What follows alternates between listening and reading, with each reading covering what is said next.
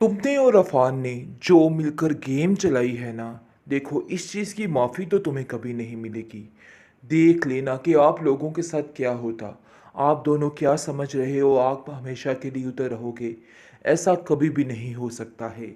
जिसको सुनकर आप देखेंगे कि कहती है एनी कि तुम्हारा दिमाग ख़राब होता जा रहा है। पता नहीं कोई भी बात हो तुम उल्टा ब्लेम सिर्फ मुझे देती हो, और तुम्हें ऐसा लगता है कि जैसे मैंने ही तुम्हारे साथ गलत किया है। तुम्हें और कुछ नज़र नहीं आता है। आखिर कब तक अपने दिमाग को दुरुस्त नहीं करोगी। मुझे तो खुद कुछ समझ नहीं आ रही कि तुम्हारा मैं क्या करूं। आगे से आप देखेंगे कि उसकी माँ भी इसको समझाती है और कहती है हिमल किस तरह की बेवकूफ़ों वाली बात कर रही हो। उसकी बात तो सुनो, उसको समझने की कोशिश करो। और अगर तुम्हें यकीन नहीं आ रहा तो खुद जाकर उस डॉक्टर से बात कर लो। वो तुम्हें सारी हकीकत बता देगी। क्यों तुम हर बार अपनी बहन से बदगुमान होना शुरू हो जाती हो। आप देखेंगे कि आयमा कहती है कि मेरी ज़िंदगी में जो सुकून अब आया है वो पहले कभी भी नहीं आया, क्योंकि मैं यही चाहती थी कि ये लड़की इस घर से गायब हो जाए। और आपको एक बात बताऊं कि मैं इस घर में एनी को भी बर्दाश्त नहीं कर सकती। जिस पर दुर्दाना उसको समझाती है कि अभी इस तरह का कोई काम मत करना, अभी बहुत ज़्यादा परेशान है बाजी, लेकिन थोड़ा सब्र करो, हम ये काम भी अपना कर लेंगे। इसलिए तुम्हें टेंशन लेने की कोई भी ज़रूरत नहीं। देख लेना बहुत ही बेहतर होगा। तुम बिल्कुल परेशान मत हो, तुम्हारे रास्ते का एक कांटा तो निकल चुका है, अब दूसरे की बारी है, लेकिन थोड़ी एहतियात से हम करेंगे। अभी ऐसा कुछ भी नहीं करेंगे जिससे बहुत ज़्यादा वावेला मच जाए। आगे से उसकी माँ उसको समझाने की कोशिश कर रही है, जिस पर आयमा कहती है कि वैसे आप हैं तो बहुत होशियार। किस तरीके से आपने कहाँ पे क्या करना था, बड़े अच्छे तरीके से आपने सर अंजाम दिया है। तरीके से जलील कर रही है, लेकिन अब देखेंगे कि कहता है ईमल का बाप। ठहरो, उसकी तो सुन लो कि आखिर वो क्या कहना चाहती है। तुम इतने बड़े बड़े फैसले आखिर खुद से कैसे ले सकती हो, खुद से सारी बातें किस तरीके से कर सकती हो। देखो थोड़ा सब्र तो हम्मल से काम लो। मुझे लगता है कि हमें एनी की बात को गौर से सुनना चाहिए। वो कह रही है कि तुम डॉक्टर के पास जाकर सारी तसल्ली खुद कर सकती हो, और तुम जाओ उसके साथ और जाकर पता करो। पता नहीं क्यों मुझे ऐसा लग रहा है कि एनी झूठ नहीं बोल रही है।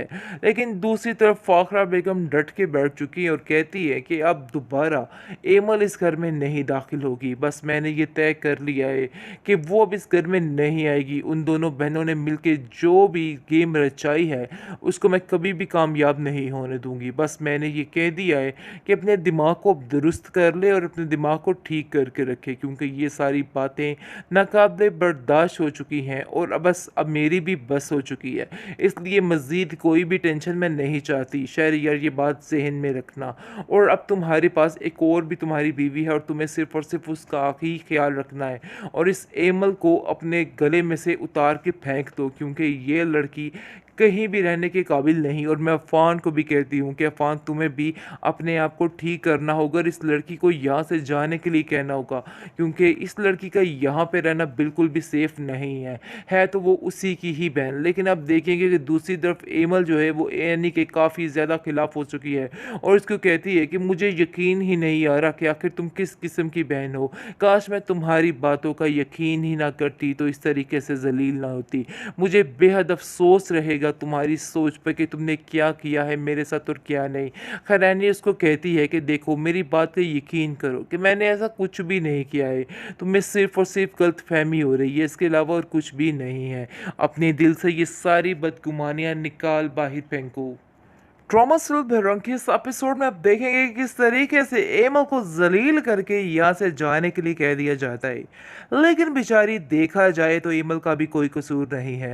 लेकिन शहरयार उसकी कोई बात मानने को तैयार नहीं है। उसने बड़ी दुहाइयाँ दी, बड़ी सफाइयाँ दी कि मुझे किसी बात का इल्म नहीं था। लेकिन शहरयार एक ही बात पर अटका रहा और कहता रहा कि मुझे तुम्हारी किसी बात पे कोई भी यकीन नहीं। आप सब लोग मिलकर झूठ बोल रहे हैं ताकि तुम मज़ीद मज़ीद इधर रह सको और मज़ीद मेरी आँखों पर पानी फेर सको। लेकिन देखो, मैं तुम्हारी किसी बात पे यकीन नहीं कर सकता हूँ। ख़ैर आप देखेंगे कि बेचारी का लाख कहने के बावजूद भी शहरयार ने उसको नहीं रोका है और उसको जाने के लिए साफ-साफ कह दिया है। बड़ी खुश हैं जी बाकी सब घर वाले कि उनका सेक पत्ता जो है वो साफ़ हो चुका है और वो सोच रहे हैं कि जल्द ही एनी भी इस घर से बाहर होगी।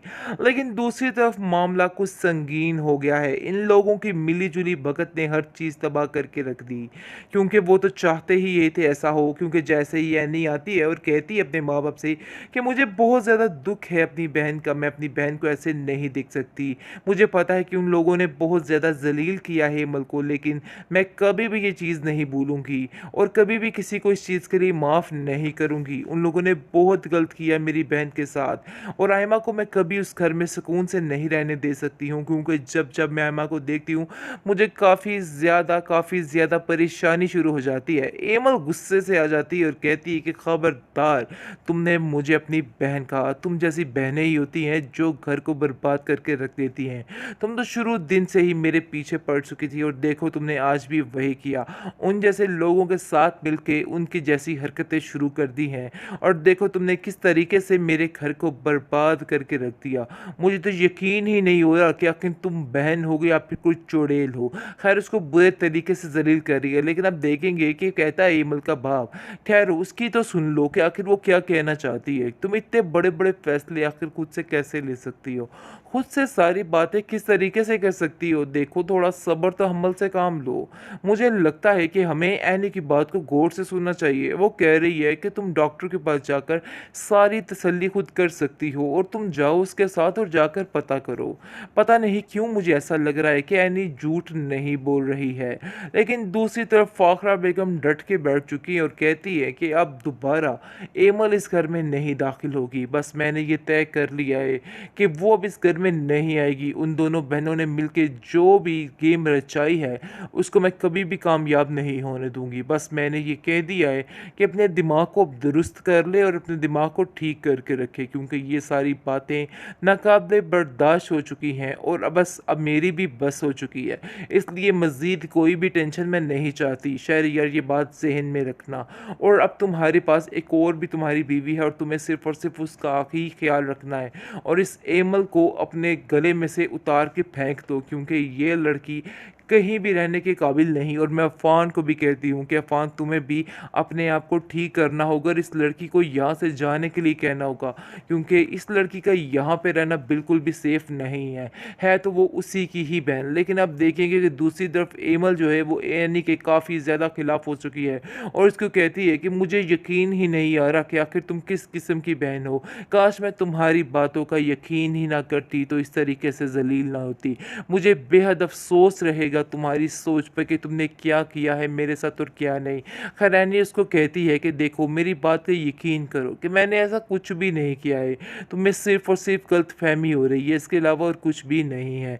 अपने दिल से ये सारी बदगुमानियाँ निकाल बाहर फेंको।